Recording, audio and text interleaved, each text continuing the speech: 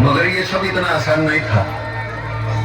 खुशियों के चंद साल बीते ही थे कि एक दिन अपनी पत्नी, अपने बच्चे की मां को हजारों मुश्किलें झेलकर, अपने ससुर अशरफ को इंसानियत का पाठ पढ़ाकर तारा सिंह सकीना को खुशी खुशी अपने घर हिंदुस्तान ले आया।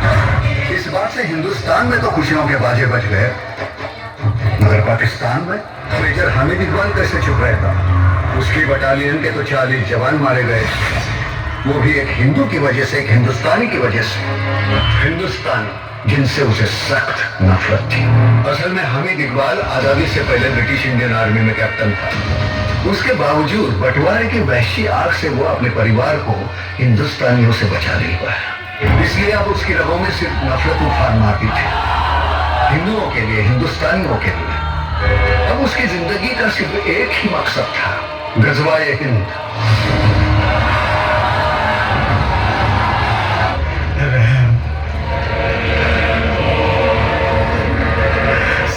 रहम की कोई कीमत नहीं है मजहब के बाजार में। भीख मांगी थी रहम की मेरी अम्मी, मेरे अब्बू ने, मेरे भाई बहन, सबको मार दिया तुम्हारे लोगों ने वहां दिल्ली में। तुम लोगों का मुल्क था, तुमने मारा। ये मेरा मुल्क है, मैं मारूंगा। ये मुल्क मेरा भी है, हमारी 4 पीढ़ियों ने तुम्हारा मुल्क। ठीक है,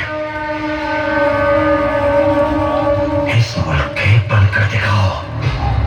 सूबेदार लेकर आओ गीता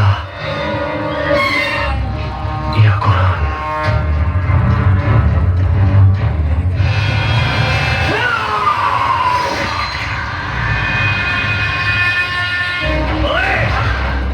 इसी ने तेरी मदद की थी ना?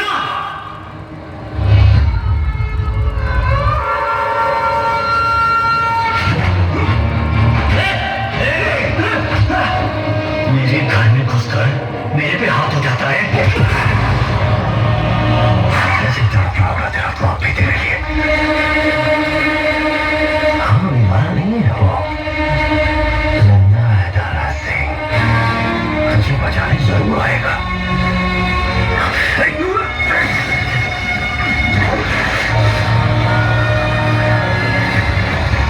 नमाज का वक्त हो गया है जनाब।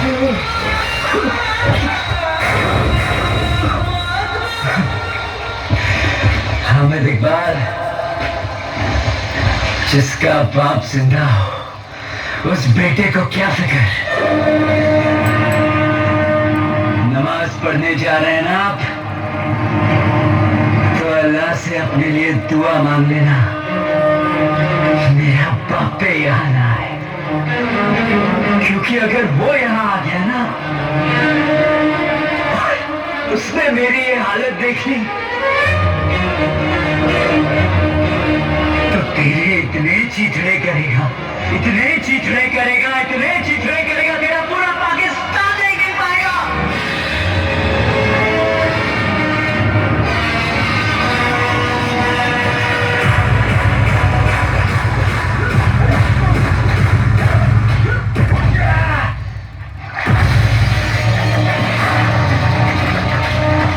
बिस्मिल्लाहिर्रहमानिर्रहीम।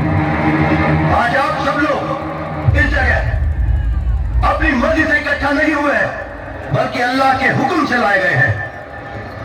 आज से कुछ वर्ष पहले एक हिंदुस्तानी गुनहगार ने जो आगाज किया था, आज अल्लाह उसे अंजाम तक पहुंचाना चाहते हैं। नारे तकबीर।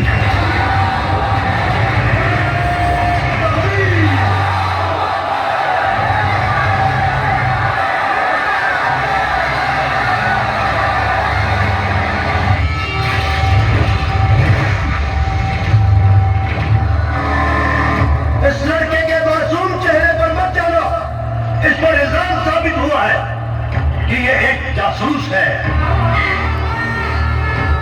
और न सिर्फ नकली पासपोर्ट, नकली वीजा के जरिए ये हमारे मुल्क में दाखिल हुआ, बल्कि इसने नकली मुसलमान बनकर इस्लाम की तौहीन की है।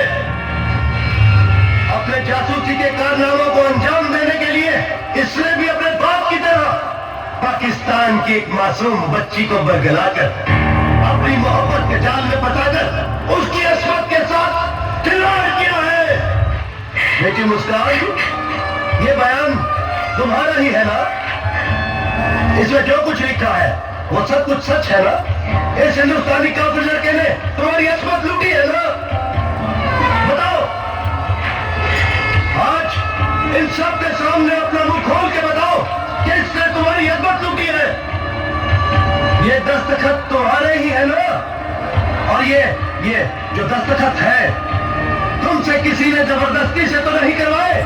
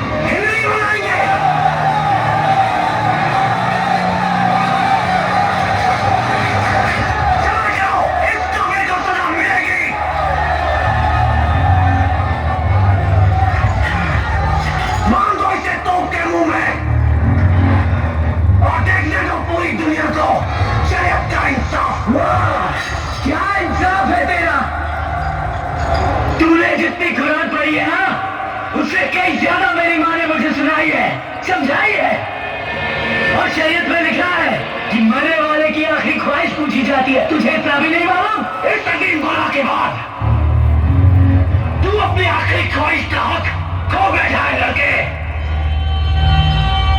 पर रहम दिल है पाकिस्तान का कानून। बता,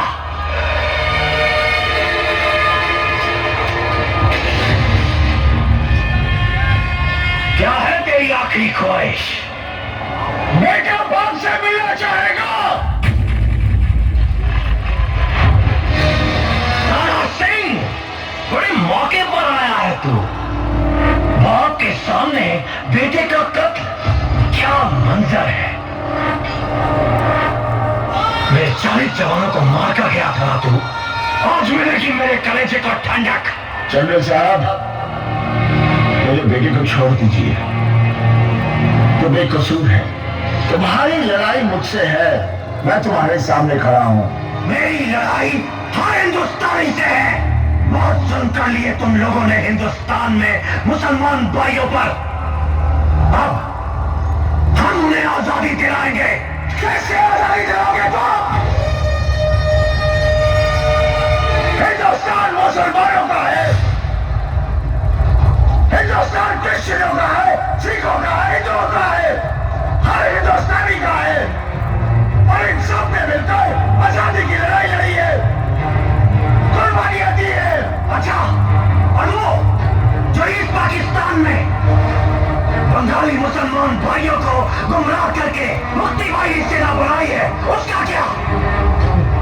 हमने कोई सेना नहीं बनाई, वो सब तुम्हारे जुल्मों का शिकार है। अरे तुम्हारे सिपाहियों ने 30 लाख बंगाली मुसलमानों का कत्ल कर दिया, बाकी औरतों पर अत्याचार किया। नहीं, सब झूठ है। तो वो क्या है? 1 करोड़ शरणार्थी हिंदुस्तान में है। वो तुम्हारे लोगों ने दुनिया को दिखाने के लिए पेश किया है। झूठ बोलना बंद कर जनरल, ये सियासी खेल बंद कर, मुसलमानों का आका बनना बंद कर। अगर यहाँ के लोगों को दोबारा मौका मिलेगा हिंदुस्तान में बसने का, तो आधे से ज्यादा पाकिस्तान खाली हो जाएगा। तुम्हारा ये सियासीपन तुम्हें भिखारी बना देगा। कटोरा लेकर घूमोगे, भीख भी नहीं मिलेगी। बस, बहुत हो गई बकवास। मान दो बात को भी बेटे के साथ के मुंह में। देखते हैं आज ये क्या उखाड़ता है। क्या था सिंह? कैसे भागेगा तू? यहाँ तो मेरा बेटा भी नहीं है गर्दन मरोड़ने के लिए। हम ये जवानों को कैसे मार कर जाएगा? मार देगा।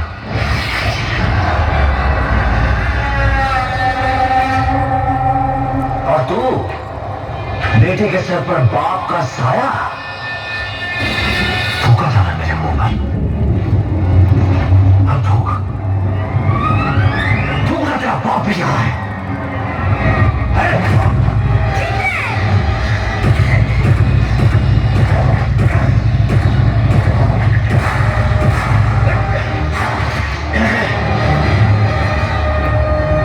हम यहाँ गज़वाए चाहते हैं और तुम हमारी बेटियों को हिंदू बनाओगे। मेरी जमीन, मेरे पाकिस्तान में खड़ा होकर हिंदुस्तान जिंदाबाद के नारे लगाओगे। जोरदार कैमरा ऑन कर।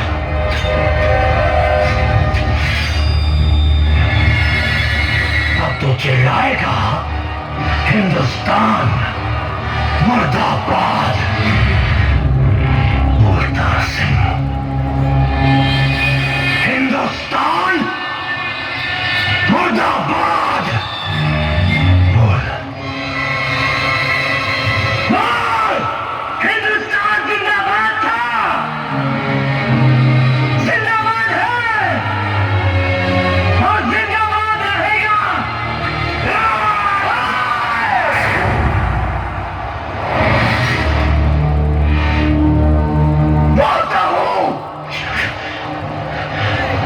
बोलता हूं पर मेरे बोलने से क्या होगा? अगर मैंने मुर्दाबाद का नारा भी लगा दिया ना, तो मेरे मुल्क की शान कम नहीं होगी। हमारा तिरंगा आसमान में लहरा रहा है, वो लहराता ही रहेगा।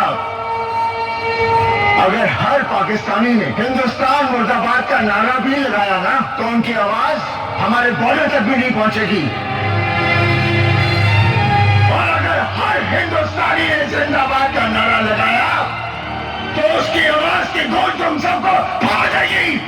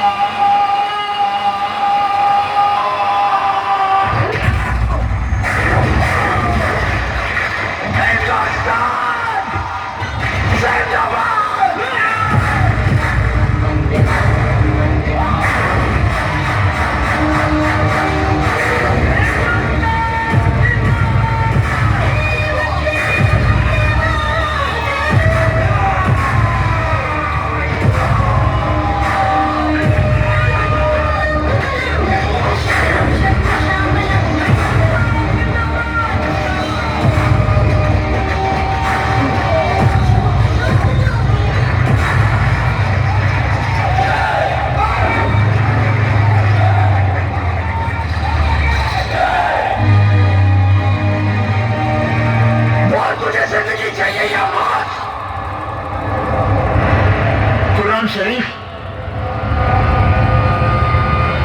या भगवत गीता? गीता गीता गीता।